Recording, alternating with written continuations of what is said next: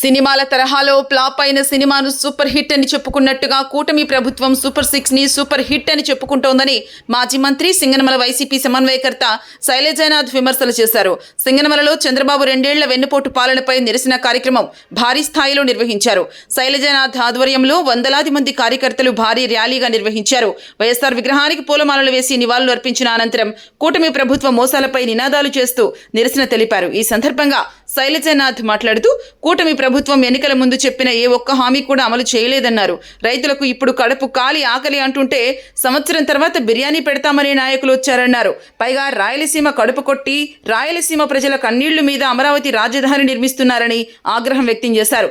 రాయలసీమ మేలు కోరేవాళ్ల అమరావతిని వ్యతిరేకించాలని పిలుపునిచ్చారు. ఇప్పటికైనా మాటలు కట్టిపెట్టి ప్రజలకు ఇచ్చిన హామీలు నెరవేర్చాలని సూచించారు.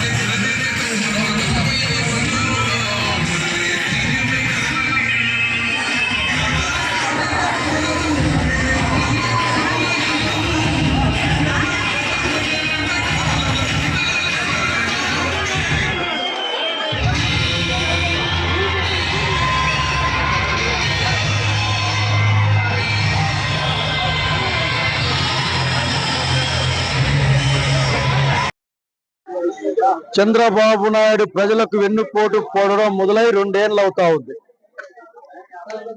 సూపర్ 6 సూపర్ హిట్ అని చెప్పుకోవడమే సినిమా వాళ్ళు చెప్పుకున్నట్లు. సినిమా ఫ్లాప్ అయినా సూపర్ హిట్ అని రాసుకుంటా ఉంటారు. అట్లా రాసుకోవడమే. ఈ రోజుకి ఎస్సీ ఎస్టీ బీసీలకు 50 ఏళ్ళు దాటిన వాళ్ళకి పెన్షన్ లేదు. పెన్షన్లు పీకేయడం తప్ప. అక్క చెల్లెలకి ఇస్తామన్న అక్కి డబ్బులకి దిక్కేలేదు. 9 ఇస్తారో 8 ఇస్తారో 6 ఇస్తారో అర్థం కాని పరిస్థితి.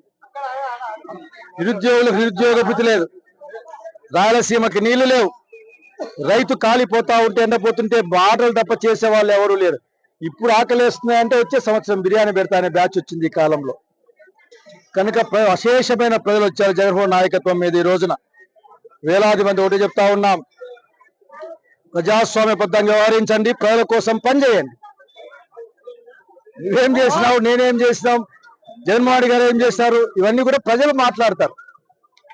మీరేం మాట్లాడాల్సిన అవసరం. నేను చూసా వస్తా ఉంటే ఏదో అమరావతికి ధన్యవాదాలు ఏదో పోస్టర్ చూసాయి మండలంలో.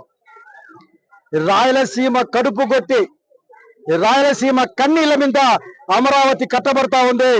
నిజంగా మీరు రాయలసీమ బిడ్డలైతే అమరావతిని వ్యతిరేకించండి, రాయలసీమ మేలు కోరుకోండి, ప్రజల మేలు కోరుకోమని చెప్తూ ప్రజా ప్రాతినిధ్యం అంటే ప్రజల కోసం పనిచేయడం. ఇంతకంటే ఏం చెప్పాల్సిన అవసరం ఏం లేదు. మాటలు తగ్గించి పని చేయమని కోరుకుంటా ఉన్నా.